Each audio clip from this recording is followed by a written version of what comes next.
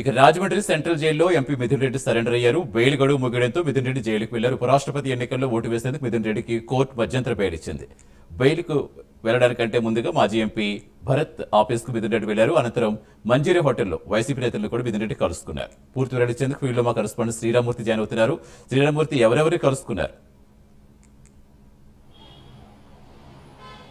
సతీష్, ఏదైతే మద్యం కేసులో అరెస్ట్ అయి గత జూలై నుంచి కూడా రాజమండ్రి సెంట్రల్ జైల్లో ఉన్న ఎంపీ మిథున్ రెడ్డికి గత శనివారం నాడు మధ్యంతర బెయిల్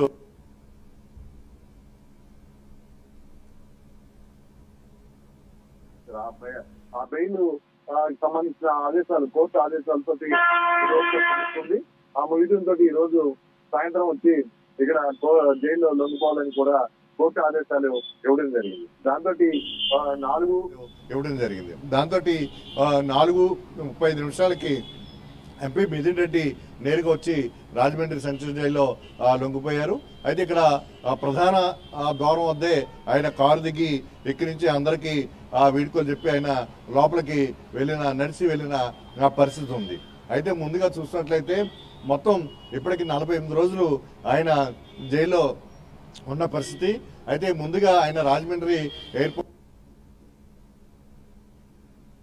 అక్కడ కాసేపు ఉన్న తర్వాత వచ్చి మంజీరా హోటల్లో ముఖ్యమైన నాయకులందరినీ, అంటే మాజీ జిల్లా వైసీపీ అధ్యక్షులు వేణుగోపాలకృష్ణ, అలాగే మాజీ ఎమ్మెల్యే జక్కపూడి రాజా, ఇతర నియోజకవర్గానికి తెచ్చిన సమన్వయకర్తల్ని, అలాగే ఎమ్మెల్సీ ఇజ్రాయిల్ ఇతర నాయకులు కూడా ఆయన కలిసి మాట్లాడారు.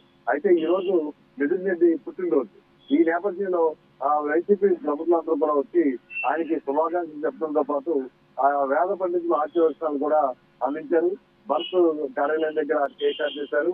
అలాగే మంజీరా దగ్గర కూడా అనేక మంది వైసీపీ నేతలు ఆయనకి శుభాకాంక్షలు చెప్పారు. అయితే జైలు దాకా వచ్చి మాజీ ఎంపీ భరత్, అలాగే జక్కపూడి రాజా, చనిపోయిన వేణుగోపాలకృష్ణ, ఇజ్రాయిల్ అంతా కూడా జైలుకి వచ్చి ఆయనకి వీడ్కోలు ప్రకటన పరిస్థితుంది.